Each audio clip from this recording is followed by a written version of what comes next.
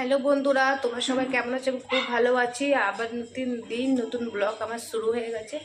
দেখো, জাস্ট পুজো করে নামলাম নিচে, এখন এসেছি রান্না। এখানে ভাবছি কি বানাবো। এখানে আমাদের লোলার জন্য কুকারে ভাত বসিয়ে দিয়েছি, আর এখানে আমি আটা মেখে নিয়েছি, অল্পই মেখেছি আটা। এখানে মাখা হয়ে গেছে আমার। রুটি বানাবো এখন।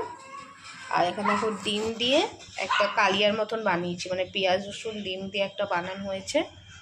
এখন বরমশাই আমার খেয়ে যাবে দোকানে, সেখানে এটা বানিয়েছি।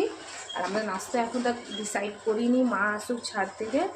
আজকে আবার নাস্তাতে কী বানাবো আবার তোমাদের সাথে ছোট্ট একটা মিনিগুলো জাস্ট শেয়ার করবো। দেখো, এটা সবজির কালারটা জাস্ট দেখো, অসম লাগছে বন্ধুরা। এটা আমি বানিয়েছি,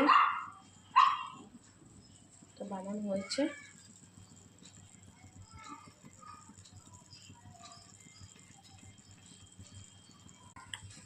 এখন এটা আর একটু এটাকে ভালো মতো মানে করে দিচ্ছি, নাড়াচাড়া করছি। হয়েই গেছে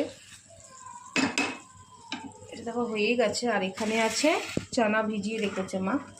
দেখো, এখন চানা দিয়ে এটা ফুলিয়ে রেখেছিলাম রাত্রেবেলা। এখন এটা দিয়ে কী বানাবো, এটা রাত্রে ফুলিয়ে রেখেছিলাম। আর এটা দেখি এটাতে আবার কী একটা বানানো হবে বন্ধুরা,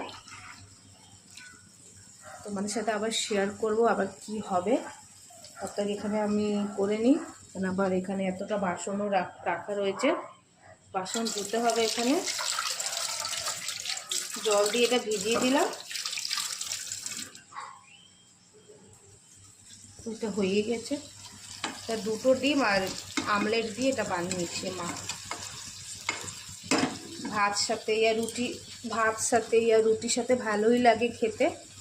ও তো ওসব খায় না, ওই জন্য বানিয়েছি। এটাও খেয়ে দোকান যাক, তারপর আমাদের নাস্তা হবে, কী বানানো যাবে।